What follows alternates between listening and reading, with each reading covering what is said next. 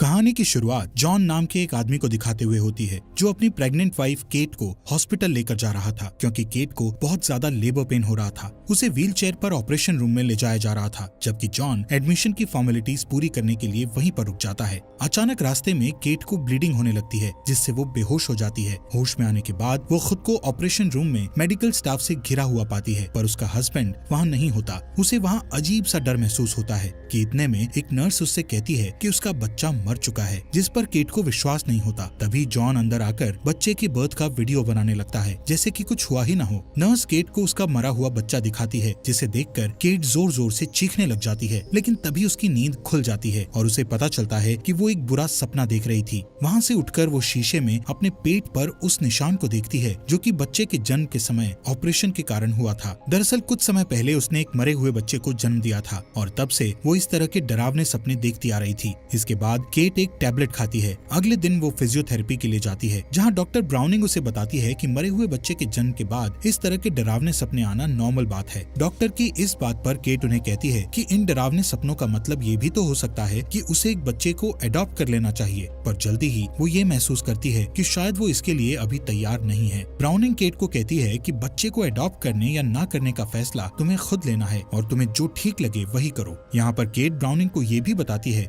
कि वो कुछ दिन पहले अल्कोहल खरीदने शॉप पर गई थी बट वहाँ पर उसने ऐसा नहीं किया, जिसके रिप्लाई में ब्राउनिंग कहती है कि ये तो बहुत अच्छी बात है। इसके बाद यहाँ से केट अपनी बेटी मैक्स को स्कूल से लेने चली जाती है। यहाँ पर हमें पता चलता है कि मैक्स बहरी है। घर लौटते वक्त ट्रैफिक लाइट से ध्यान हटने के कारण उनका एक्सीडेंट होते होते बचता है। घर आकर कुछ टाइम बाद केट पियानो बजाती हुई म्यूजिक कंपोज कर रही थी, लेकिन बाहर से आने वाले शोर के कारण उसको म्यूजिक कंपोज करने में बहुत परेशानी हो रही थी। इसलिए वो बाहर आकर देखती है कि मैक्स एक बास्केटबॉल को दीवार पर मार रही है, जिससे वो उसे डांटने लगती है। यहाँ पर मैक्स केट से इसके लिए माफी मांगती है कि तभी जॉन अपने बेटे डैनियल के साथ घर आता है और वो तीनों मिलकर बास्केटबॉल से खेलने लगते हैं। रात को जब केट मैक्स को सुलाने जाती है तो मैक्स उसे कहानी सुनाने को कहती है, जिस पर केट उसे एक मरे हुए बच्चे की कहानी सुनाती है। मैक्स उससे पूछती है कि क्या उसे एक नई बहन मिल सकती है, जिसका केट कोई जवाब नहीं देती और बेड पर सोने से पहले वो एक और टैबलेट लेती है। बेड पर वो जॉन को कहती है कि उसने एक बच्चे को अडॉप्ट करने का डिसीजन लिया है। अगले दिन वो दोनों एक ऑर्फनेज यानी अनाथालय में जाते हैं जहाँ उनको सिस्टर अबिगेल मिलती है जो उनसे कहती है कि अपने आसपास देखकर जो भी बच्चा उन्हें पसंद आए तो मुझे आकर बता देना। केट फर्स्ट फ्लोर पर रुककर छोटी लड़कियों को खेलते हुए देखने लग जाती है जबकि जॉन सेकंड फ्लोर पर चला जाता है।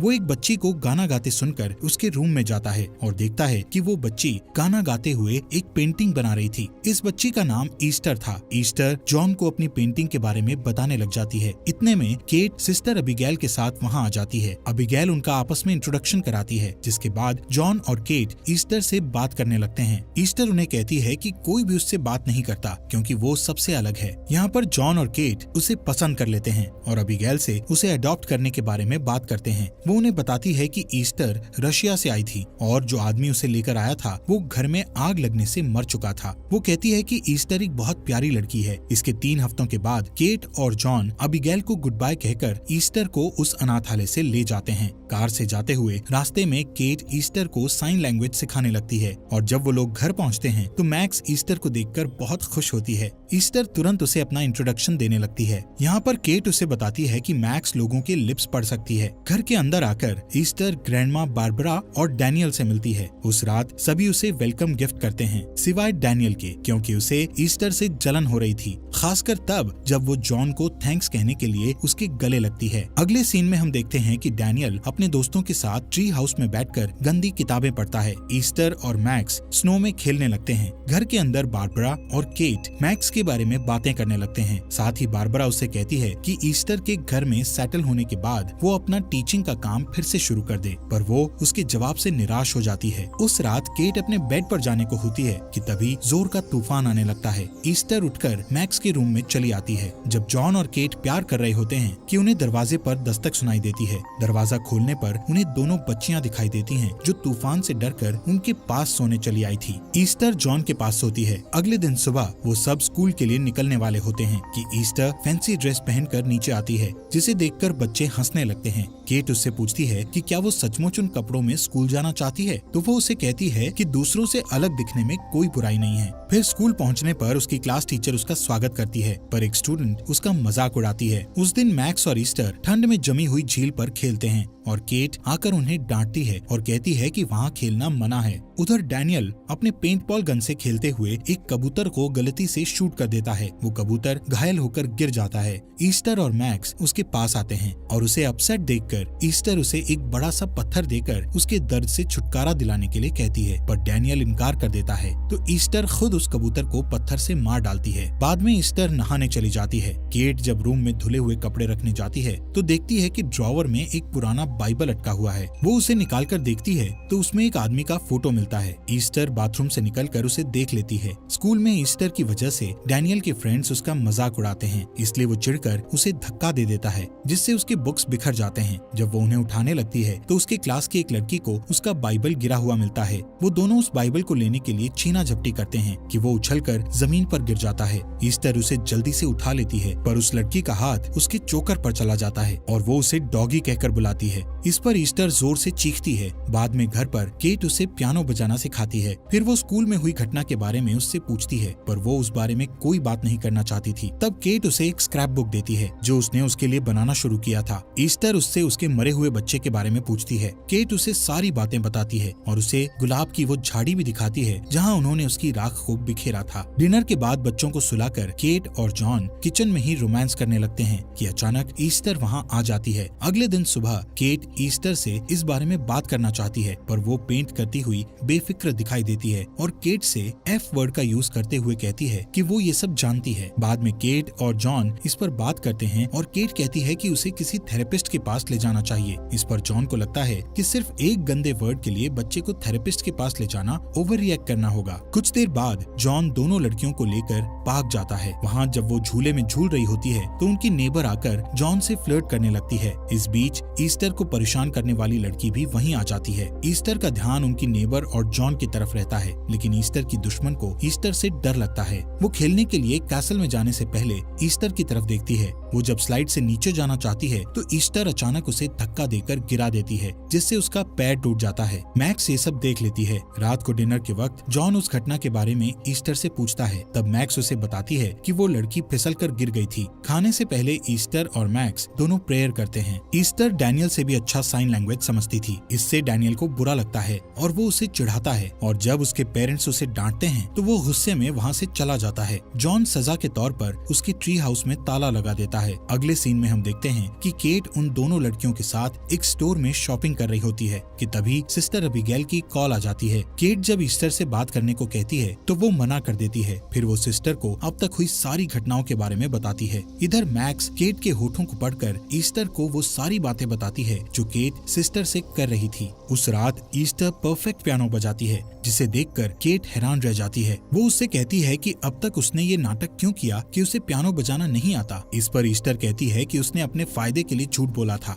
उस रात केट और जॉन में ईस्टर को लेकर काफी बहस होती है, जिसे सुनकर दूसरे रूम में ईस्टर बहुत खुश होती है। एक दिन सिस्टर अबिगेल उनके घर आती है और वो केट और जॉन से ईस्टर के पास्ट के बारे में कुछ बातें बताती है कि उसने पहले भी कुछ बच्चों को चोट पहुंचाई थी, पर उसके खिलाफ पुख्ता सबूत न होने की वजह से वो श्योर नहीं है। ईस्टर उनकी सारी बातें सुन लेती है और मदद के लिए मैक्स के पास जाती है। वो उससे कहती है कि अगर उसने उनकी मदद नहीं की तो वो बुरी औरत उसे वापस ले जाएगी। इधर केट को अबिगेल की बातें सही लगती हैं, जबकि जॉन को लगता है कि वो ओवर रिएक्ट कर रही है। केट उसे थेरेपिस्ट के पास ले जाने को कहती है, जिसे जॉन मान लेता है। ईस्टर मैक्स को ट्री हाउस की चाबी लाने के लिए कहती है और सेफ से जॉन की गन निकाल लेती है। वो उस गन से एक को छोड़कर बाकी सब बुलेट्स निकाल लेती है। उस गन को वो मैक्स के ऊपर पॉइंट करती है, जिससे वो बुरी तरह डर जाती है। अब हम देखते हैं कि सिस्टर अबिगेल जब अपनी गाड़ी में उनके घर से निकलती है, तब ईस्टर मैक्स को एक ब्रिज पर ले जाती है और कहती है कि वो लोग उसे इतना डरा देंगे कि वो दोबारा यहाँ कभी नहीं आएगी। जैसे ही कार ब्रिज पर पहुँचती है, वो मैक्स को धक्का देकर सड़क पर गिरा देती है। अबिगेल की गाड़ी उस पर चढ़ने ही वाली होती है कि वो गाड़ी मोड़कर उसे बचा लेती है। मैक्स को रोता देखकर वो उसे उठाने जाती है, तभी ईस्टर उस पर हथौड़े से हमला कर देती है और उसे रोड से हटाने के लिए मैक्स से हेल्प करने को कहती है। वो दोनों उसे रोड से लुढ़काकर नीचे गिरा देते हैं, पर अबिगेल अभी भी जिंदा होती है, इसलिए ईस्टर उसे हथौड़े से मारकर खत्म कर देती है। फिर वो दोनों ट्री हाउस के अंदर जाते हैं, जहाँ ईस्टर अपने खून लगे कपड़े और हथौड़े को छुपा देती है। वो मैक्स को कहती है कि अगर उसने इसके बारे में किसी को भी कुछ बोला तो वो लोग उसे भी उसकी मदद करने के जुर्म में उसके साथ जेल भेज देंगे। वो मैक्स को ये भी कहती है कि वो उसे प्यार करती है। डैनियल उन्हें ट्री हाउस से उतरते हुए देख लेता है और ईस्टर भी उसे देख लेती है। उस रात ईस्टर एक धारदार चाकू के साथ उसके रूम में आती है और उसे किसी को कुछ न बोलने के लिए धमकाती है। वो बहुत डर जाता है और डर की वजह से डैनियल का पेशाब निकल जाता है। इधर सीन शिफ्ट होता है, जिसमें जॉन और केट ईस्टर को लेकर थेरेपिस्ट ब्राउनिंग के पास जाते हैं। जब ईस्टर बाहर इंतजार कर रही होती है, थेरेपिस्ट उनसे कहती है कि ईस्टर के साथ कोई समस्या नहीं है, बल्कि समस्या केट के साथ है। वो कहती है कि केट को तीसरी बार मां न बन पाने के कारण एक अधूरापन महसूस होता है, जिसे वो ईस्टर पर निकालती है। जॉन उसकी बातों से सहमत होता है। जब वो वापस घर आते हैं, तब केट को ऑर्फनेज से कॉल आती है और वो बोलती है कि उनके यहाँ जाने के दिन से ही सिस्टर अबिगेल वापस नहीं लौटी है। पुलिस उनकी तलाश करती है और उन्हें उनकी बॉडी वहाँ मिलती है जहाँ ईस्टर ने उसे छोड़ा था। पुलिस ऑफिसर केट और जॉन से बात करते हैं, पर वो कहते हैं कि उन्हें किसी पर कोई शक नहीं है। इधर ईस्टर अपने रूम में अपने एक्वेरियम की लाइट को ऑन और ऑफ कर रही होती है, जिससे उसकी बनाई हुई पेंटिंग जो उसने इस घर और फैमिली के लिए बनाई थी और डरावनी लगती है। इन घटनाओं से परेशान होकर केट डिस्टर्ब्ड बच्चों के बारे में ऑनलाइन सर्च करती है और जो कुछ भी उसे पता चलता है वो उसे जॉन को दिखाती है। वो फिर से उससे सहमत नहीं होता है।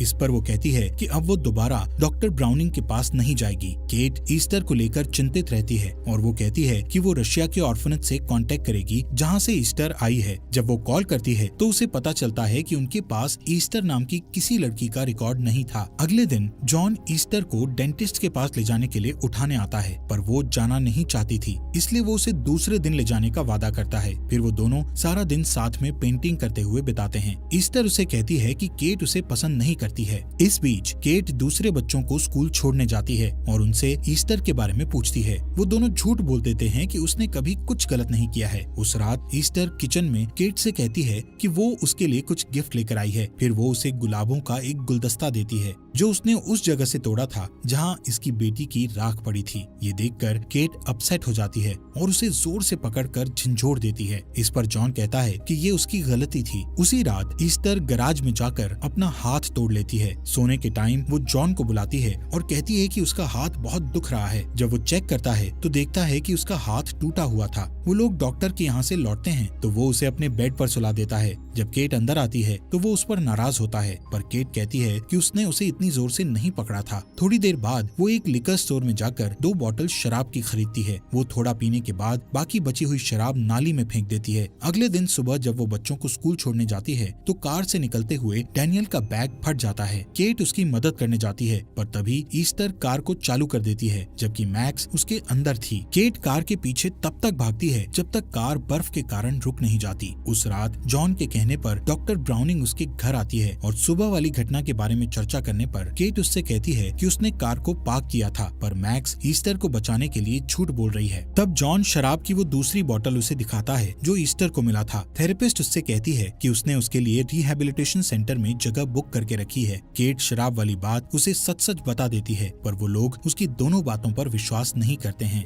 जॉन उससे कहता है कि वो कहानियां बनाती रही है और उसे कहता है कि अगर वो एक हफ्ते में रिहैब सेंटर नहीं गई तो वो उसे छोड़कर बच्चों को ले जाएगा। इस बीच ईस्टर मैक्स को डराती है कि अगर उसने उसके बारे में कुछ भी बोला तो वो उसकी माँ को गोली मार देगी। बाद में डैनियल जब मैक्स के रूम में आता है तो वो उसे अबिगेल और ट्री के बारे में सब कुछ बता देती है। वो कहता है कि वो ट्री हाउस से उसकी छुपाई हुई चीजें निकाल लाएगा, पर ईस्टर ये सब सुन लेती है। केट रात के समय उठती है और चुपके से मैक्स के कमरे में जाती है, पर अचानक ईस्टर लाइट जला देती है। वो लोग उन घटनाओं के बारे में बातें करते हैं कि ईस्टर उसे उसकी वो डायरी दिखाती है जो उसके पास थी और उसे बताती है कि वो उसे पढ़ चुकी है, पर केट को उससे कुछ फर्क नहीं पड़ता। अगले दिन केट फिर से ऑर्फनेज में कॉल लगाती है, पर जब उसे कुछ पता नहीं चलता तो वो ईस्टर के बाइबल को ढूंढती है, जो कि उसे उसके महंगे खिलौनों के बीच छुपा हुआ मिलता है। उसे उसके अंदर कुछ आदमियों की तस्वीरें मिलती है। वो देखती है कि उसमें सारने इंस्टीट्यूट लिखा हुआ था और वो तुरंत उस शब्द का अर्थ ऑनलाइन ढूंढने लगती है और वहाँ से मिले नंबर पर फोन लगाने पर उसे पता चलता है कि वो कोई ऑर्फनेज नहीं बल्कि एक मेंटल हॉस्पिटल था।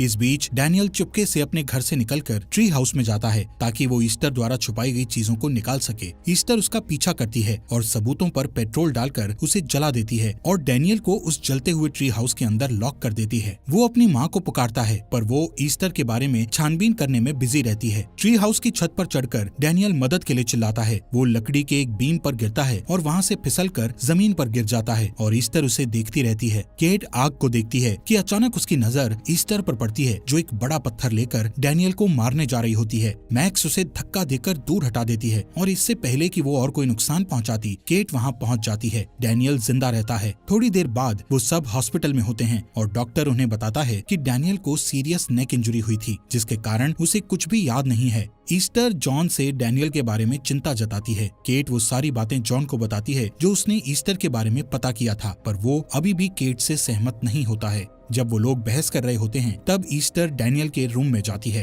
मैक्स को ईस्टर के बारे में सब पता था, इसलिए वो उसके पीछे जाती है। ईस्टर डैनियल के मुंह पर तकिया रखकर उसे दम घोंटकर मारने की कोशिश करती है और ये देखकर मैक्स भागकर अपने पेरेंट्स को बुलाती है। डैनियल के रूम का अलार्म बजने लगता है और डॉक्टर्स उसे बचा लेते हैं। केट गुस्से में ईस्टर को थप्पड़ मारती है, पर वहाँ मौजूद स्टाफ उसे पकड़ लेते हैं और बेहोशी का इंजेक्शन दे देते हैं। इस बीच उसका एक इम्पोर्टेंट कॉल मिस हो जाता है। बाद में केट जब नींद से जागती है तो तुरंत डैनियल के बारे में पूछती है। वो जॉन से रिक्वेस्ट करती है कि वो ईस्टर को मैक्स के पास ना रहने दे। उस रात मैक्स अपने कान का हियरिंग एड निकाल देती है और उसके डैड चादर से लपेटकर उसे सुला देते हैं। ईस्टर उसे गुड नाइट कहने के बहाने अंदर आती है और उसका हियरिंग एड उठा लेती है। जॉन लिविंग रूम में बैठा शराब पी रहा होता है। तभी ईस्टर एक बड़ी औरत के जैसे कपड़े पहनकर उसके पास आकर उसके बगल में बैठ जाती है। जॉन को कुछ समझ में नहीं आता। ईस्टर उसे किस करने लगती है। इस पर जॉन उसे समझाता है कि वो उसे इस तरह प्यार नहीं करता जैसे वो अपनी पत्नी केट से करता है। जॉन उसे उसके कमरे में जाने को कहता है। तब वो उससे कहती है कि वो उससे इस तरह बात ना करे जैसे कि वो कोई बच्ची हो। वो कहता है कि कल वो ऑर्फनेज फोन करके उसके बारे में बताएगा। ईस्टर अपने कमरे में जाकर रोने लगती है। इस बीच केट को सारने इंस्टीट्यूट से डॉक्टर वरावा का फोन आता है, जो ईस्टर को पहचानता था। वो उससे कहता है कि ईस्टर का असली नाम लीना क्लैमर है और वो कोई बच्ची नहीं बल्कि 33 साल की मैच्योर लेडी है, जो कि एक हार्मोनल डिसऑर्डर की वजह से बच्ची जैसी दिखती है। वो केट से कहती है कि अपने परिवार की सुरक्षा के लिए वो उस घर को छोड़ दे और पुलिस को फोन करे, क्योंकि ईस्टर हॉस्पिटल के सारे पेशेंट्स में सबसे वायलेंट थी और उसके गले और हाथ में कुछ निशान थे जो कि उसे काबू करते वक्त लगे थे। डॉक्टर ने उसे बताया कि उसने कम से कम 7 लोगों को मारा था। केट ये सब जानकर तुरंत घर की तरफ भागती है और सोचती है कि उसने कैसे उन सबको बेवकूफ बनाया। घर पर ईस्टर अपने मेकअप को साफ करने लगती है, जिससे कोई ये ना समझ सके कि वो कोई बच्ची नहीं है। जॉन उससे बात करने के लिए उसके रूम में जाता है तो उसे पूरी दीवार पर उसकी बनाई हुई पेंटिंग दिखाई देती है। उधर केट गाड़ी चलाते हुए जॉन को फोन लगाती है, पर उसके फोन उठाने से पहले ही घर की लाइट चली जाती है। फिर वो पुलिस को फोन लगाती है। जॉन एक लाइट ढूंढकर घर को चेक करता है कि अचानक ईस्टर उसे चाकू घोंप देती है। वो बुरी तरह घायल हो जाता है, इसलिए वो उसे तब तक चाकू घोंपती है जब तक कि वो मर नहीं जाता। मैक्स ये सब देख लेती है। फिर ईस्टर उसके पीछे भागती है। केट इतनी तेजी से कार ड्राइव करके घर तक लाती है कि उसकी गाड़ी घर से टकरा जाती है। वो तुरंत गाड़ी से निकलकर घर की तरफ भागती है। वो जॉन को जमीन पर पड़ा हुआ देखती है। तब उसे महसूस होता है कि मैक्स की जान को खतरा है और वो उसे ढूंढने की कोशिश करती है। वो उसे उसके कमरे में देखती है, लेकिन वहाँ उसके न मिलने पर वो उसके बाथरूम में जाती है कि अचानक ईस्टर उस पर गोली चला देती है। केट अपने बेडरूम में छिप जाती है, लेकिन किस्मत से ईस्टर को वो नहीं मिलती, क्योंकि वो खिड़की के बाहर की तरफ छुपी होती है। मैक्स बाहर गार्डन में छिपी होती है और ईस्टर उसे ढूंढते हुए वहाँ तक पहुँच जाती है। केट उसे छत के शीशे से देखती है कि तभी ईस्टर उसे देखकर उस पर दोबारा गोली चला देती है। तब उसे मैक्स भी दिखाई देती है और वो उसे देखकर उस पर भी गोली चलाती है। मैक्स बच जाती है क्योंकि केट शीशे की छत को तोड़कर ईस्टर के ऊपर गिरती है। कुछ देर बाद मैक्स केट को जगाती है। वो उठकर गन उठाती है और मैक्स को गोद में लेकर जंगल की तरफ चली जाती है। इतने में पुलिस वहाँ पहुंचकर घर के अंदर जाती है, पर ईस्टर वहाँ नहीं होती। ईस्टर हाथ में चाकू लेकर केट और मैक्स के पीछे भागती है। फिर वो दोनों जमी हुई झील पर गिर जाती हैं और लड़ने लगती हैं। ईस्टर बेरहमी से उसे मारती है। मैक्स गन उठाकर गोली चलाती है जिससे बर्फ टूट जाता है और झील में एक गड्ढा बन जाता है। वो दोनों उसमें गिर जाती है। वो तब तक लड़ती है जब तक कि केट ईस्टर को बेबस नहीं कर देती। जब केट उससे बाहर निकलने लगती है तब ईस्टर फिर से उसे पकड़ लेती है और उससे अपनी जान बचाने के लिए रिक्वेस्ट करती है, पर केट उसे लात मारकर वापस झील में गिरा देती है। दोस्तों, हमारे फॉक्स एक्सप्लेनर हिंदी चैनल को सब्सक्राइब करना मत भूलना।